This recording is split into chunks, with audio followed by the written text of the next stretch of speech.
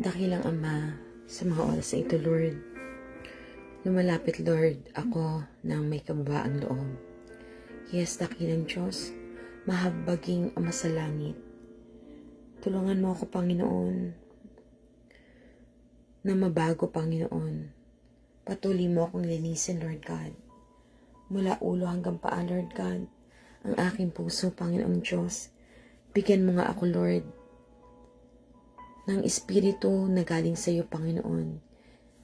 Dakilang Diyos, pinagpapasalamat ko, Lord, ang lahat-lahat ng bagay na ibinigay mo sa aking buhay. Patuloy, Lord, na ikaw ang madakila. Patuloy, Panginoon, na samahan mo nga kami sa laban namin ito, Lord God. Yes, Almighty Father, we humble ourselves. I humble myself before you, O Lord. Give me the fruit of the Holy Spirit, Lord God, that I may be able to say and shout that I am your beloved child. I am your chosen daughter, Panginoon. Yes, Abba Father. Delight me, Panginoon. Delight me, O Lord God. Be my strength.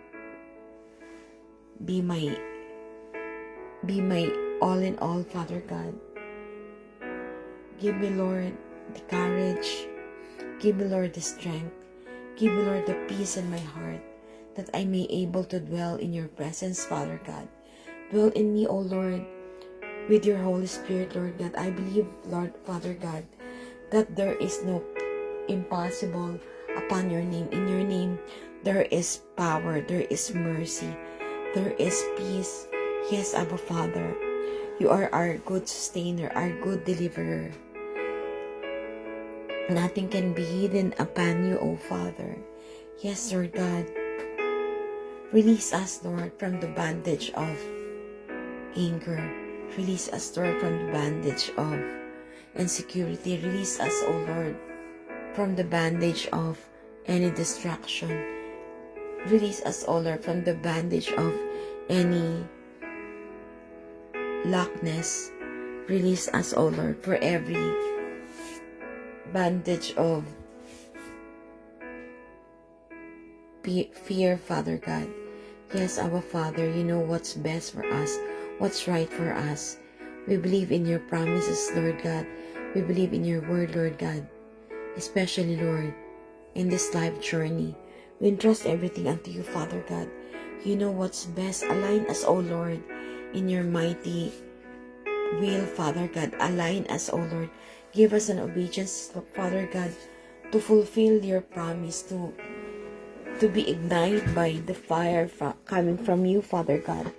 Yes, O Lord, dwell in this holy temple that you have given unto us, Father God. Help us, Lord, to be united in spirit and truth. Yes, Abba Father. Make us an example, Father God, as your children who are always ready and to guide you in whatever you do. Yes, Father God. I believe, Father God, whatever that is there in our hearts, you will lift it up, Father God, and you will answer our plea, Father God. Yes, oh God, for what is happening right now in the Philippines, Lord, we declare prosperity, Lord. We prepare the clarity, Lord. We prepare prosperity, peace, calmness, joyful heart, and happy one. Yes, Father God, let your people call you as our Savior. Let your people call you as you are our Father. Yes, Almighty Father, we thank you, Lord, for this covenant praying time.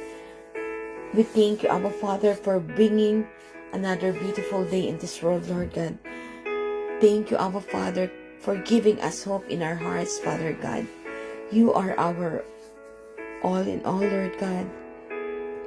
Yes, Abba Father, help us, Lord, to know your will, Lord God, to know you more better, Father God, to dwell in your presence, Father God.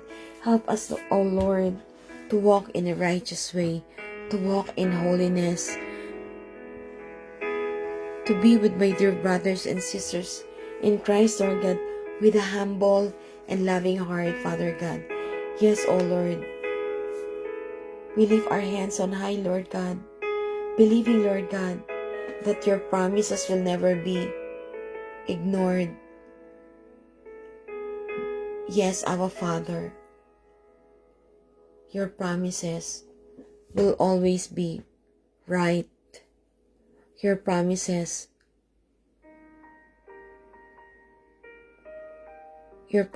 Lord God, will give us the strength to know you more and even more, Father God. Yes, O Lord, thank you, Lord, for everything.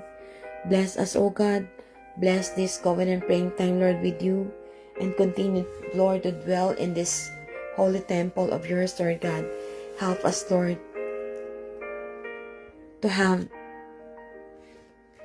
to be courageous enough, Lord God, to shout out to the world that we are your chosen children and we have the fruit of the Holy Spirit. Yes, hallelujah, Lord God. We believe in your presence. We believe in your divine timing, Father God. Help us, O Lord, and give us comfort and clarity in every day, Lord God, and to the rest day of our lives, Father God. Yes, our Father, thank you for everything. Thank you, Lord God, for your goodness, kindness, and mercy, Father God. Hallelujah, O Lord. Bless your holy name, Lord. We glorify and we honor you, Lord God. In Jesus' mighty name we pray. Amen and amen.